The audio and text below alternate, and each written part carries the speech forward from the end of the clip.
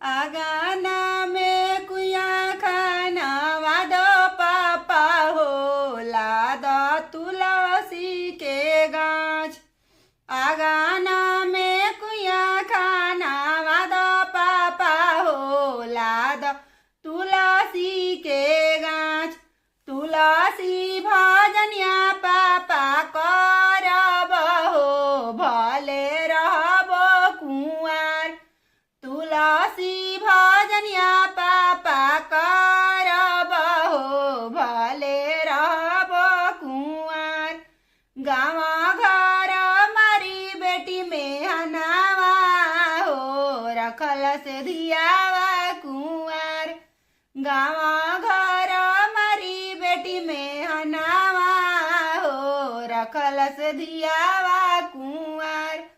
मारे देहू में हनावा हो कर दिया बोजा बाब। मारे देहू में हनावा हो कर दिया बोजा बाब।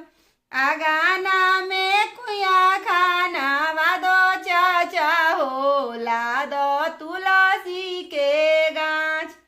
तुलसी भजनिया चाचा करब हो भले रहबो कुंवार।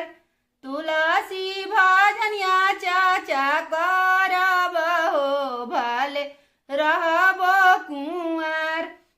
गाँव घर मारी बेटी में हनावा हो रखल से धियावा कुंवार। गाँव घर मारी बेटी में हनावा हो रखल से धियावा कुंवार।